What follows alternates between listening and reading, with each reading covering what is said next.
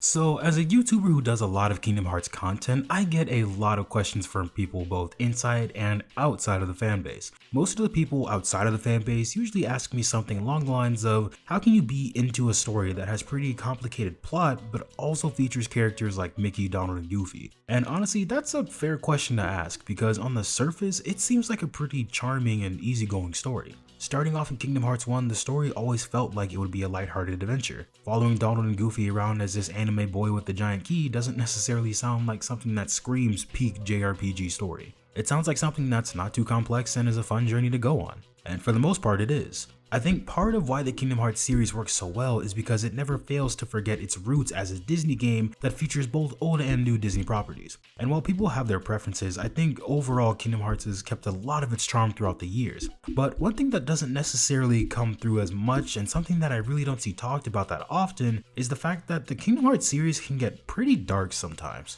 I made a video a while back about how we could possibly see more mature stories in the Kingdom Hearts series, and I still think that could happen, but I guess for this video I want to do the opposite of that and focus on everything we've seen so far. Because with the Union Cross ending, a lot of people were saying that Kingdom Hearts just got a lot darker, but part of me feels like it's always been that way, just kind of hidden really well underneath the surface. But for now, just make sure to like and subscribe, and let's get into it.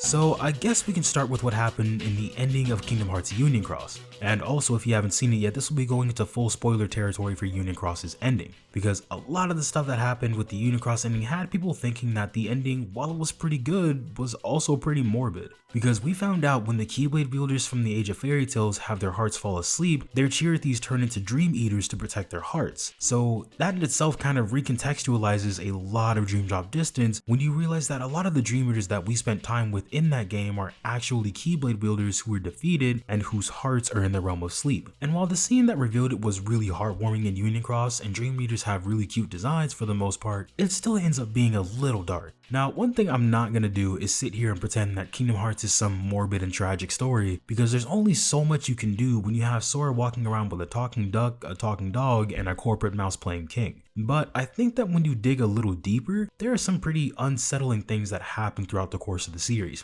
I mean, think back to the days of pre-Kingdom Hearts 1 when Xehanort was an apprentice to Ansem the Wise. You find out in the secret reports that he actually carried out a lot of dangerous experiments on children when he was researching hearts and darkness and all that. And not only that, but we see the place where he held them, which were basically underground cells like the one where Subject X was. So underneath Radiant Garden, there was child experimentation happening for quite some time, and the kills were held in what are essentially jail cells. Not necessarily something you would expect from a game that has a rhythm game with Sebastian and Ariel. But the thing is, all of this is talked about in the secret reports but never really explicitly stated anywhere else. The only time we really get to hear about it to my knowledge is when Ansem's Secret of Darkness in Kingdom Hearts 3 talks about all the children sacrificed in the name of Ansem the Wise's research. And if it shows up again in this series, please let me know down below in the comments. But the only time we really get to see something like that take place outside of the secret reports is in Melody of Memory, when we see what happened to Kairi when she lived in Radiant Garden. And even then, we never really hear about why she's being experimented on in that scene. You only really know what's going on if you read the secret reports. And I think the scene with her running away from the Heartless and Apprentice Xehanort that gives us a first-person perspective kind of racked up the tension in a good way. And seeing what Xehanort did through the eyes of one of the victims really shows that, yeah, Apprentice Xehanort did some pretty messed up stuff in his time at Radiant Garden, even outside of his involvement with the Heartless. And while we've seen some darker moments throughout the series as well, like in Chain of Memories where Larxene basically tosses Replica Riku's lifeless body around like a ragdoll, or when Axel basically straight up murders Vexen, I think one thing that can really get glossed over for a couple of reasons is the original Keyblade War in Union Cross. I think that the style in which Union Cross is presented really downplays the severity of the actual event when it happens for some people, which is another reason we need a Union Cross remake, but I really think the original Keyblade War is honestly a lot darker than people give it credit for. I think that in concept, this is a really terrifying event to happen in any game, let alone Kingdom Hearts. Say what you want about Union Cross's gameplay, but I think Nomura did a really good job selling this. Because as the player, you're on a battlefield fighting against your friends from other unions. People you've likely gone on missions with and fought alongside are now being killed one by one around you, and there's really nothing you can do to stop it. And not only that, but the Foretellers, the leader of these unions, and the resident Keyblade Masters are fighting in this war as well. The people that everybody in Daybreak Town looks up to are now cutting down Keyblade wielders left and right, and the player has to go face to face with all of them.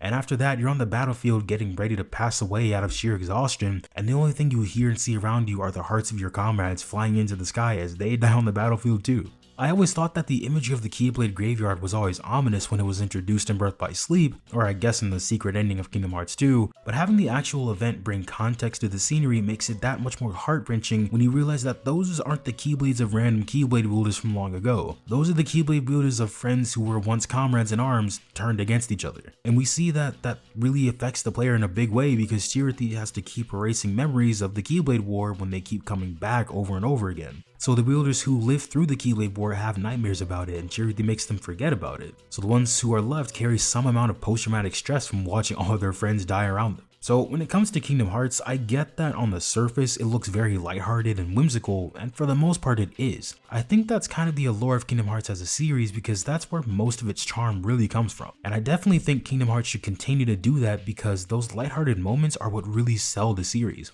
But stories like these really show that Kingdom Hearts definitely has what it takes to venture into those darker stories, and while I do think Kingdom Hearts should keep a lot of that Disney charm, they could stand to dive into some darker tones on the other side of that coin more prominently in the series, or at least more so than a mobile game and then kind of hiding it in the secret reports. I know they can't really go too far because at the end of the day, Kingdom Hearts has been and always will be a Disney game, and I guess I don't want the game going too far in, but I think they could stand to be taken a little further.